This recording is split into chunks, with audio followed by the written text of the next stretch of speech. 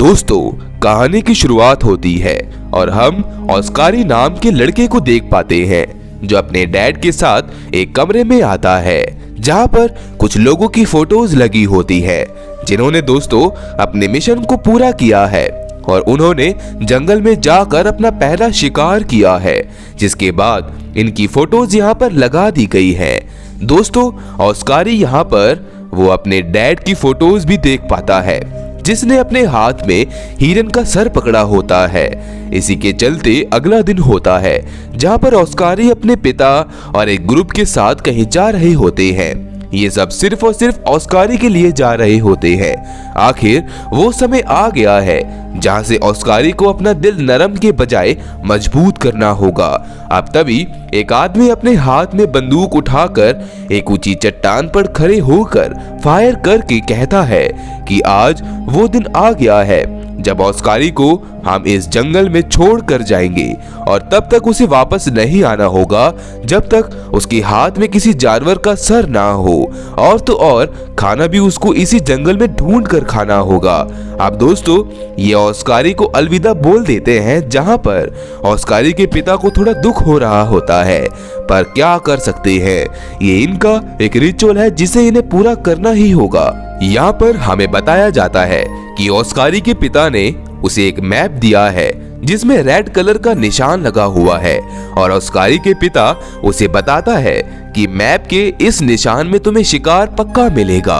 और तो और ग्रुप वाले ऑस्कारी के साथ एक बगी भी भेजते हैं जिसमें उसके सभी जरूरतों के सामान हैं। ऐसा ये इसलिए करते हैं क्योंकि दोस्तों वो अभी छोटा है। अब इसके बाद दोस्तों हम सीधा सीन देखते हैं आसमान का, जहां पर अमेरिका का एक एरोप्लेन उड़ रहा होता है जिसमें बैठकर यूएस प्रेसिडेंट समिट के लिए मोनाको जा रहे हैं। उनके पास दोस्तों उनका सबसे भरोसेमंद आदमी मॉरिस आता है और हम यहाँ पर जान पाते हैं कि मॉरिस ने प्रेसिडेंट के लिए दिल पर गोली खाई थी और अब उसी के चलते वो डेली दवाइयाँ खाता है। उसे भी नहीं पता कि वो कब तक जिंदा है।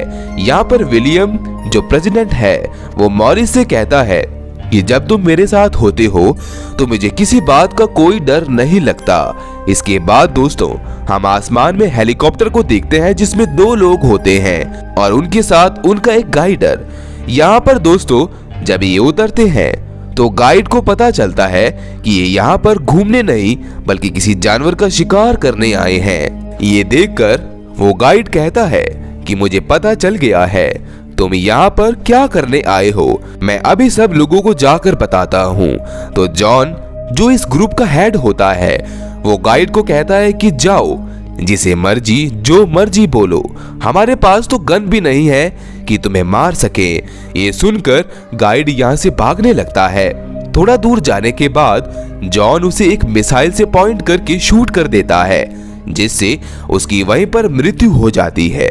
इसके बाद जॉन भी एक अननोन नंबर पर मैसेज करता है और कहता है कि हमारा काम हो गया है, सब कुछ सही चल रहा है। अब दोस्तों ये लोग कौन हैं और इन्होंने किसको मैसेज करके बोला है, इस बात का जवाब हमें आगे मिल जाएगा।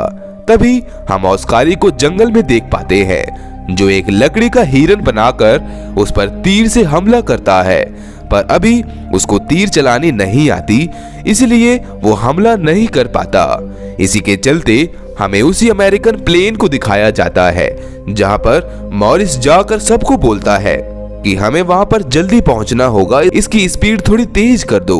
अब वो सभी इस बात के लिए मान तो जाते हैं, पर इसी बीच वो सब लोग देख पाते हैं कि कुछ प्लेन्स ने उनके प्लेन पर मिसाइल एम कर दी है। ये सुनते ही मॉरिस सबसे पहले प्रेसिडेंट को सेव करने को कहता है और कुछ लोगों को प्रेसिडेंट को इवैक्यूएट करने को कहता है, पर जब कुछ लोग उनके पास जाते हैं तो वो देख पाते हैं कि वो तो अभी कपड़े ही पहन रहे होते हैं। तो वो लोग उनको जल्दी से लेकर इवैक्यूएशन रूम में आते हैं और मॉरिस प्रेसिडेंट को कहता है कि विलियम आपको जैसा बोला जा रहा है वैसा ही करना होगा।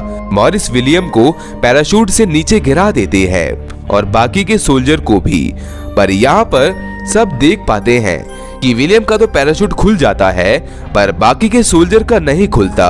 और तो और मॉरिस एक सोल्जर को तो ऊपर से गोली मार देता है। दरअसल दोस्तों जो कुछ भी यहाँ पर हो रहा है उन सब में मॉरिस का हाथ है। वो कहते हैं ना दोस्तों कि जो सबसे भरोसेमंद होते हैं वही सबसे धोखेबाज होते हैं। इसके बाद दूसरी तरफ हम जॉन को देखते हैं जो नीचे से ऊपर की ओर मिसाइल शूट करता है, जिससे कई सोल्जर तो वही मारे जाते हैं। और वही मिसाइल जब यूएस प्लेन पर आकर लगती है तो प्लेन क्रैश हो जाता है और बहुत तेजी से आकर जंगल की ओर गिरता है, जिसे ऑस्कारी देख लेता है और ये सब देखकर वो घबरा जाता है। दोस्तों वो देख पाता है कि आसमान से बहुत बड़ी चमकती हुई चीज नीचे की ओर आकर गिरती है, जिससे वो बेहोश हो जाता है। और जब उसकी आंख खुलती है तो वो अपने सामने एक आदमी को खड़ा हुआ देखता है। अब दोस्तों सीन शिफ्ट होता है और हम वॉशिंगटन में पेंटागन हेडक्वार्टर को देख पाते हैं, जहां पर इस हादसे के बारे में सब कुछ पता चल चुका होता है। और तो और प्रेसिडेंट अभी है कहां पर इस बात का किसी को भी पता नहीं होता। तभी यहाँ पर फ्रेड नाम का आदमी आता है जो सभी को बताता है कि ये कोई प्लेन क्रैश नहीं है, क्योंकि कभी भी एक साथ 5-6 प्लेन क्रैश नहीं हो सकते।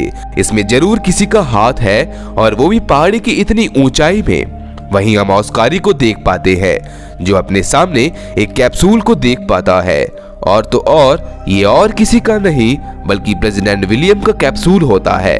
ऑस्कारी जब उसके पास जाता है तो विलियम भी अंदर से एक कोड लिखता है, और जब ऑस्कारी उसको डायल करता है तो वो गेट खुल जाता है। गेट के खुलने पर ऑस्कारी वहां से दूर भाग जाता है और तभी उसमें से विलियम निकलता है। विलियम बाहर आकर अपने सामने ऑस्कारी को देख पाता है। वो ऑस्कारी को समझाने की बहुत कोशिश करता है कि वो अमेरिका का प्रेसिडेंट है, पर ऑस्कारी इसकी किसी भी बातों पर कोई भरोसा नहीं करता। वो ऑस्कारी को अपना पासपोर्ट भी दिखाता है, जिसे देखकर वो समझ जाता है कि ये जरूर कोई बड़ा आदमी है। वहीं दूसरी तरफ हमें मॉरिस को दिखाया जाता है जो जॉन को और अपने पूरे ग्रुप के लोगों को अपने पास बुला लेता है। वो सब विलियम के कैप्सूल तक पहुंच जाते हैं। दोस्तों ये सब सोचते हैं कि विलियम अभी भी उसमें होगा, पर ऐसा नहीं होता। वो यहाँ से फरार हो गया होता है। ये सब देखकर दोस्तों इनको बहुत गुस्सा आता है। वहीं हम ऑस्कारी और विलियम को देख पाते हैं जो जंगल में होते हैं। ऑस्कारी उसे अपनी बग्गी तक ले जा रहा होता है और वो उसे कहता है कि मुझे इस जंगल के बारे में बहुत कुछ पता है, मैं तुम्हें इस जंगल से बाहर निकाल भी सकता हूँ। तभी दोस्तों ऑस्कारी उसे एक ऊंचाई जगह पर लाता है जहाँ पर ये साथ बैठकर खाना खाते हैं और सो जाते हैं। दोस्तों अगली सुबह ऑस्कारी विलियम को बिना बताए ही ऊपर चढ़ना शुरू करता है, और जब विलियम की भी आंख खुलती है तो वो भी उसके पीछे पीछे आना शुरू कर देता है। दरअसल दोस्तों ये उसी मार्ग की तरफ जा रहे होते हैं जो मार्ग ऑस्कारी के डैड ने मैप पर लगा कर दिया था। अब हम देख पाते हैं कि ऑस्कारी भी उस जगह पर पहुंच जाता है जहां पर उसे एक फ्रीजर मिलता है, और जब वो उसे खोलता है तो उसमें उसे हिरन का कटा हुआ सर मिलता है। और ये सब करके ऑस्कारी को अपने ऊपर गर्व महसूस नहीं होता, क्योंकि दोस्तों उसे लगता है कि ये काम उसे खुद करना चाहिए था। ऑस्कारी को उदास देखकर वो उसके पास आता है और पूछता है कि क्या हुआ, तो वो उसे पूरी बात बताता है। ये सुनकर विलियम उसे कहता है कि तुम्हारे डैड ने ऐसा इसलिए किया क्योंकि तुम अभी छोटे हो, इस बात का ज्यादा दुख मत मनाओ। इसी बीच दोस्तों यहाँ पर जॉन के लोग और मॉरिस आ जाता है।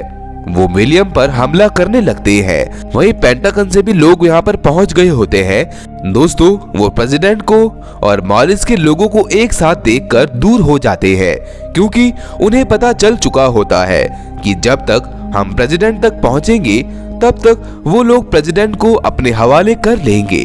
अब वो लोग विलियम को उसी फ्रीजर में बैठाकर हेलीकॉप्टर से ले जाने लगते हैं, और ऑस्कारी ये सब तो किसी भी हालत में नहीं होने देगा।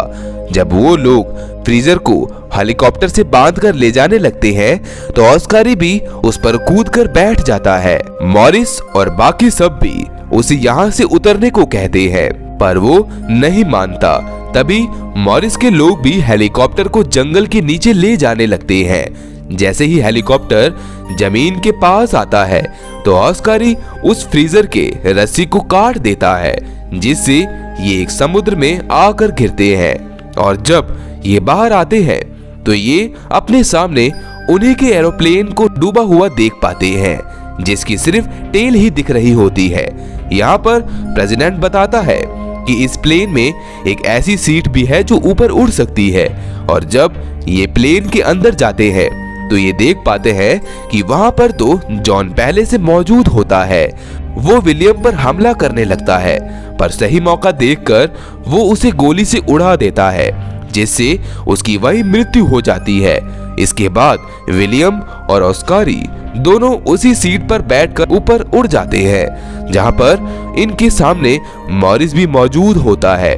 ऑस्कारी मॉरिस को अपनी तीर से हमला करता है, जिससे वो तीर उसकी आर पार तो नहीं होती, पर उसके लगने से मॉरिस का पुराना दिल का दर्द उठ जाता है, जिससे वो नीचे गिरकर मारा जाता है। तभी वहां पर जॉन का रखा बॉम्ब फट जाता है, जिससे वहां पर बहुत तगड़ा धमाका होता है। पेंटागन के ऑफिसर इस धमाके को देखकर पता लगा लेते हैं कि अब प्रेसिडेंट नहीं रहे। दूसरी तरफ ऑस्कारी के डैड तक भी ये गलत न्यूज पहुंच जाती है कि ऑस्कारी की भी मृत्यु हो गई है, पर तभी वो सब 2 पैराशूट देख पाते हैं जिसमें ऑस्कारी और विलियम होते हैं। और तो और उस जगह पर यूएस हेडक्वार्टर से बहुत सारे ऑफिसर्स आते हैं विलियम को लेने। फिर दोस्तों ऑस्कारी और विलियम की फोटो भी वहीं जाकर लगती है जहां पर सभी शिकारियों की फोटो लगी होती है। और दोस्तों आज ऑस्कारी ने भी साबित कर दिया कि वो भी किसी शिकारी से कम नहीं है। और इसी के साथ दोस्तों हमारी आज की कहानी का ये अंत हो जाता है।